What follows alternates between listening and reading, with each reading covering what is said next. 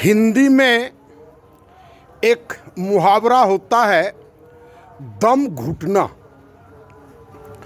दम घुटने का अर्थ हो सकता है जो इंग्लिश मीडियम में पढ़े हों वो नहीं समझते हों, या जो हिंदी नहीं जानते हों वो नहीं समझ पाते हों। मैं उनके लिए एक उदाहरण देता हूँ, एक ऐतिहासिक उदाहरण।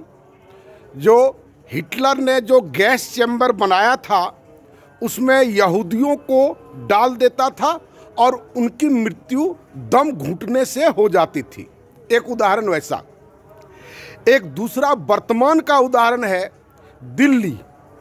दिल्ली में बहुत सारे लोगों का मौत दम घुटने से हो रहा है। वहाँ भी गैस चैम्बर दिल्ली बन गया है। दिल्ली के बहुत सारे लोग फार्म हाउस खरीद रहे हैं।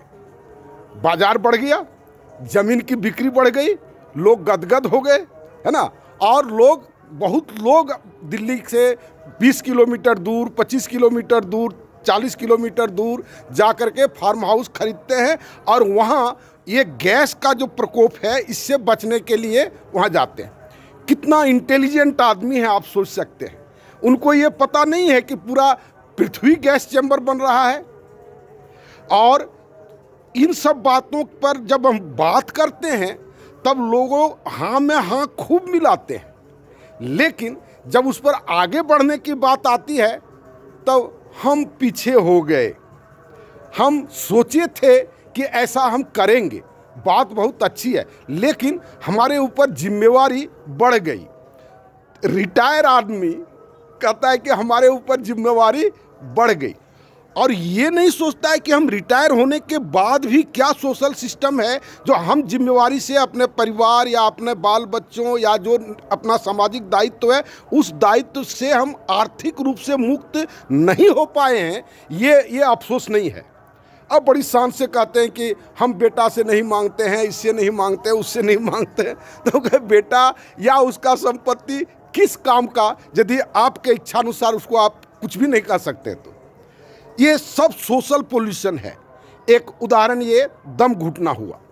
दूसरा दम घुटना एक मानसिक लेवल पर होता है। आप मानसिक लेवल पर बहुत ऐसे हम युवा से भी मिलते हैं और बेरोजगार हैं, और बेरोजगारी के बारे में जब पूछते हैं तो वही खुद एक्सेप्ट करते हैं कि सबको तो नौकरी देना संभव नहीं है। तब कहे सबको नौकरी देना संभव नहीं है तो क्या करेगा? वही जो आता है वो कौन, मुद्रा एयरपोर्ट में जो गांजा और चरस में क्या क्या आता है उसी का धंधा करेगा, है ना। दारू का व्यापारी करेगा। सबको रोजगार देना संभव नहीं है तो कैसे लोग जिएगा? कभी इन सब बातों को सोच करके दम नहीं घुटता है। डॉक्टर के यहाँ फीस लगता है, सब रोता है, लेकिन बहुत ऐसा आदमी मिलते हैं कि फीस लेगा नहीं। वो पढ़ाया है, उसका माँ बाप उसका खर्चा किया क्या यही फोकट में काम करने के लिए? किस तरह से माइंड का हाईजैक होता है ये समझने की बात है। कल ही एक जजमेंट हम पढ़ रहे थे, एक महिला को घर में घुस करके 4 आदमी ने मार दिया, मारा पीटा, जो नतीजा होता है सब किया। और मजिस्ट्रेट लिखता है कि ये घर में घुसने का प्रतीत नहीं होता है। कहाँ आप देखिएगा। और कैसे लोग इसको कहते हैं दम घुटना, मेंटल पोल्यूशन। दम घुटता है। सॉल्यूशन कितना लोग सॉल्यूशन, अरे होगा, हमरा अब समय पार हो गया, अब हम ईश्वर स्मरण में लगे हुए हैं।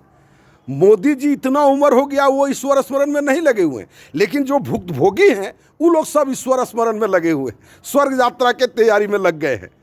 और मोदी जी उतना उम्र के हो गए हैं, जो कितना बार उन्होंने खुद कहा कि हम इसके बाद रिटायर हो लेंगे स्वेच्छा से, लेकिन वो जनता की सेवा करने में आज भी तत्पर हैं और 24 आवर तत्पर हैं। अब तो 18 घंटा जो लोग कहता था, हम तो 24 घंटा हम महसूस करते हैं कि 24 घंटे वो काम में लगे हुए हैं।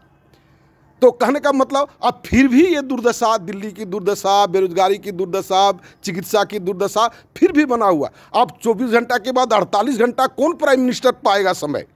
एक दिन में 48 घंटे का समय कौन प्राइम मिनिस्टर पाएगा? ये सब दम घुटने की बात है।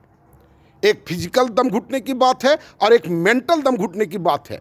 हम अपनी संवेदनशीलता को बढ़ाएं और मेरा सोशल सिस्टम को आप देखें। रोज़ ये बात हम कह रहे हैं कि आने वाला समय ऐसा न हो जाए कि हम बाद में पछताएं। ये भी बात कई बार हम कहे हैं कि बहुत पहले हम लोगों को ये काम शुरू करना चाहिए था।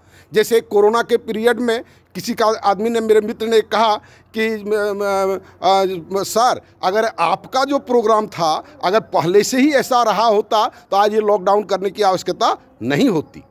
तो आप मेरे सिस्टम को आप देखें, न्यू सोशल सिस्टम यूट्यूब में चैनल में है, मेरा चैनल में, और जितना जल्दी हो आप जुटने का प्रयास करें। धन्यवाद।